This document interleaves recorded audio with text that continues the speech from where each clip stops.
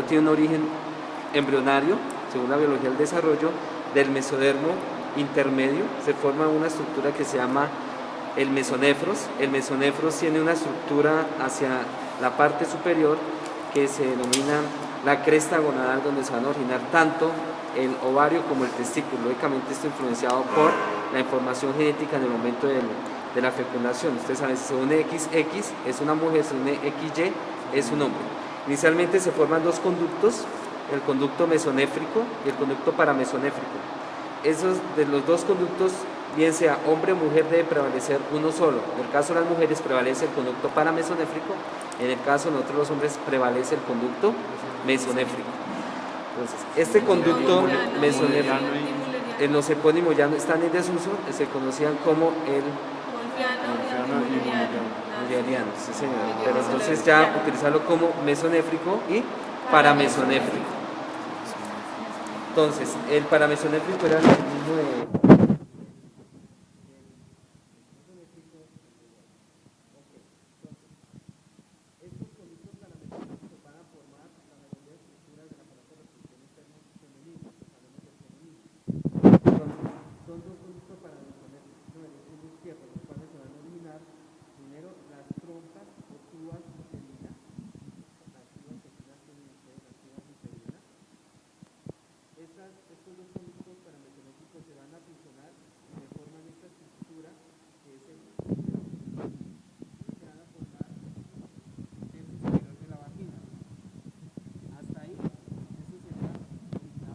Del conducto paramesonéfrico.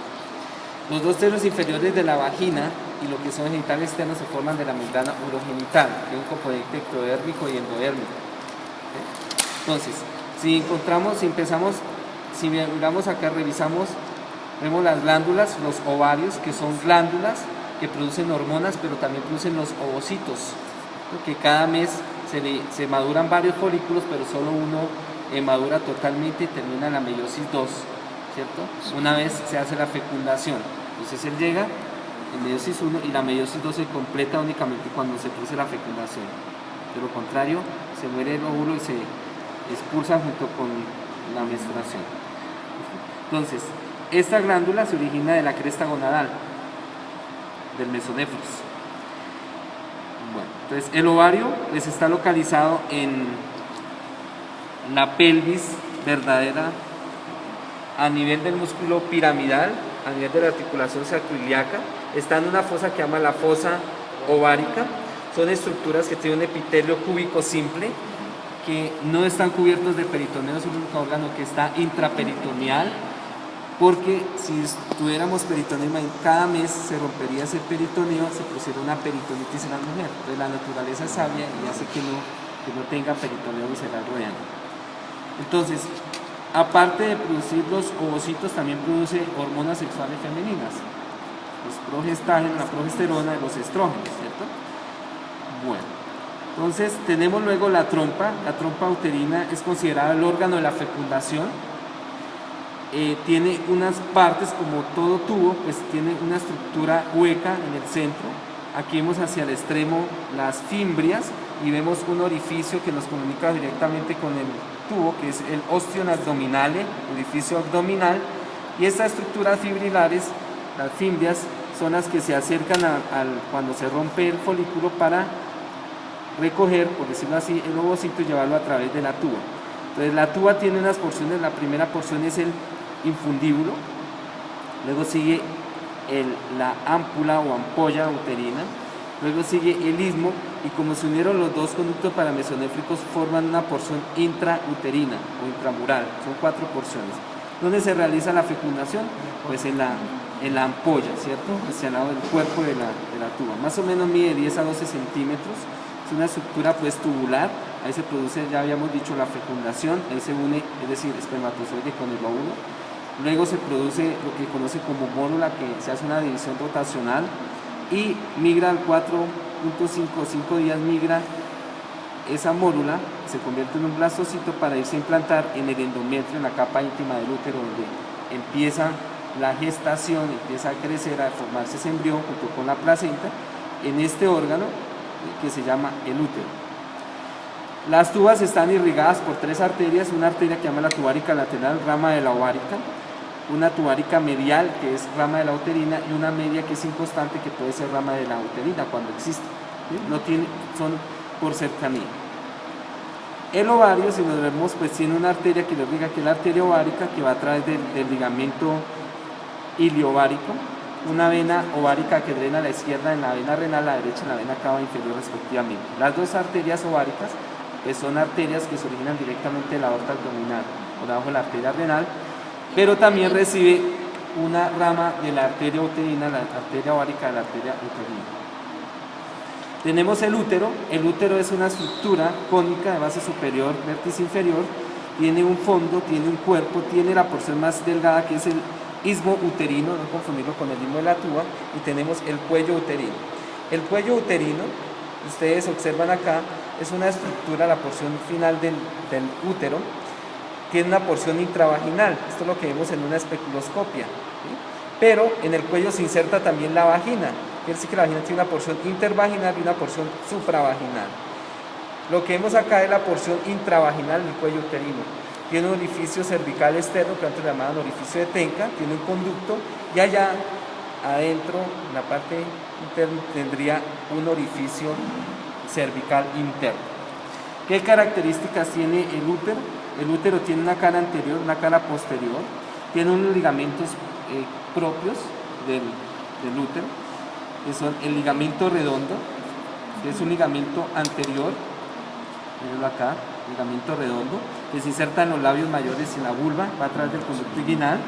Tiene un ligamento que es el ligamento ancho, que se inserta se va a insertar en las caras laterales de la pelvis, en la cara interna de la pared de la pelvis, y va a pasar una lámina anterior y una lámina posterior.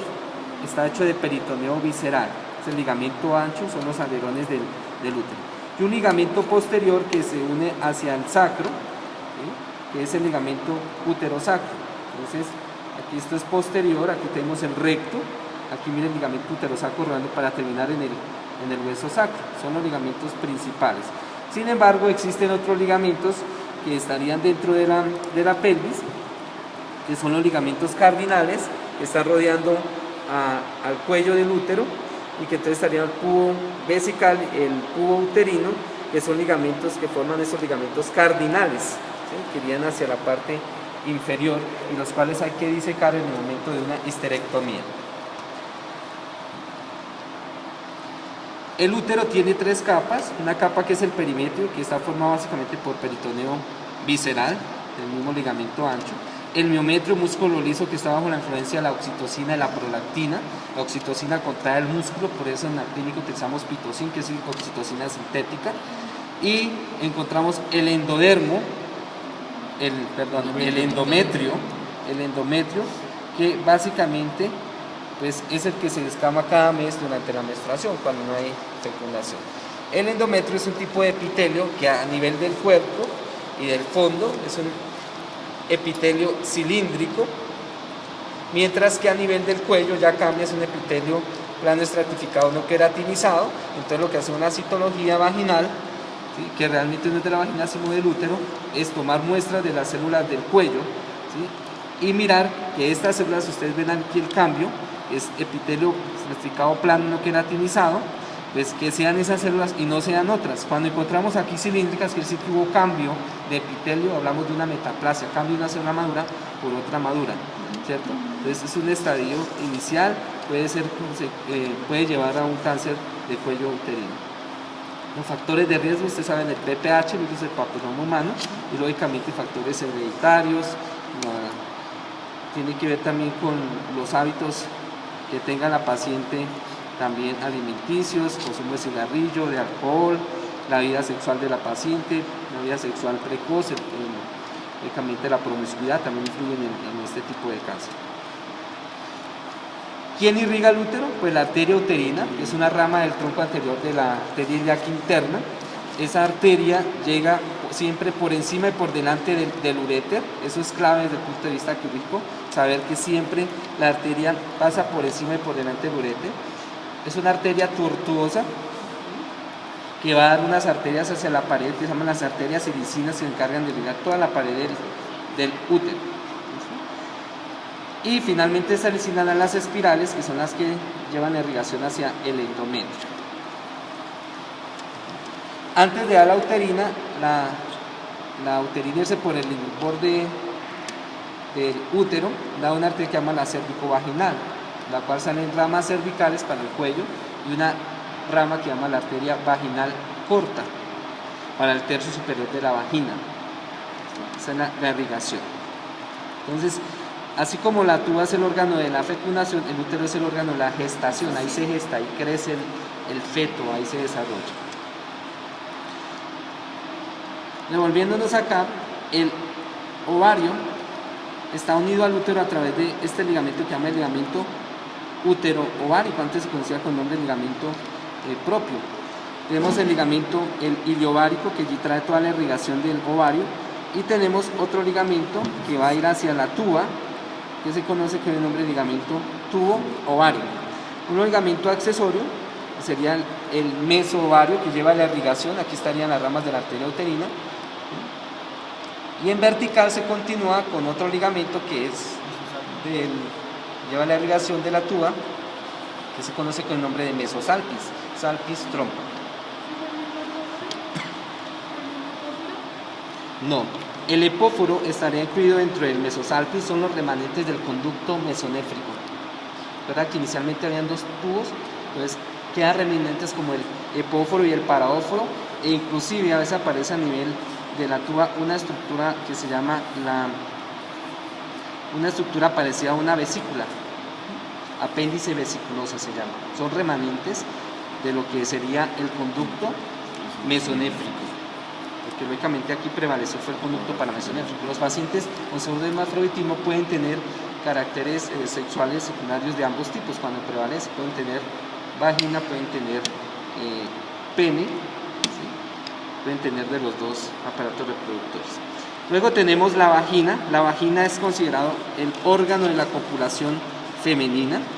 Es una estructura musculomembranosa, tiene un epitelio plano estratificado, queratinizado, y tiene una serie de estructuras que ustedes ven acá, que serían estos pliegues vaginales, ¿sí? Estos pliegues vaginales.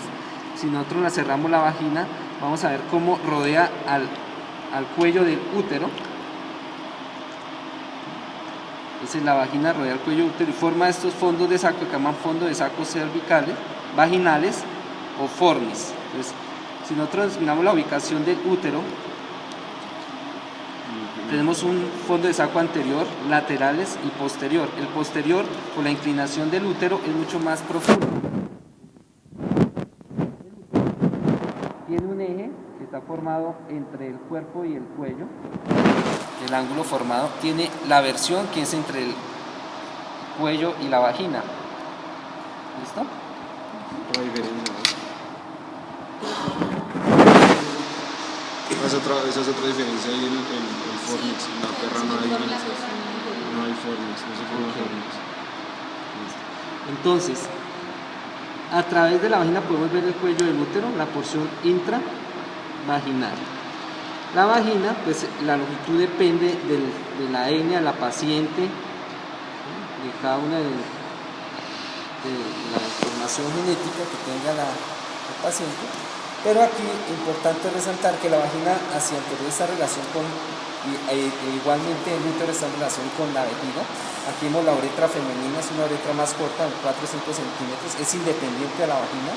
La vagina es un conducto independiente a la uretra. Lo que no pasa en los hombres es que la uretra sirve como un conducto para la eyaculación, pero también para la micción. Entonces la vagina, que se orinó el tercio superior del mesodermo, los dos inferiores son de endodermo, tiene un origen mixto, está irrigado por la arteria vaginal larga, que es una rama del tronco anterior de la arteria ilíaca interna.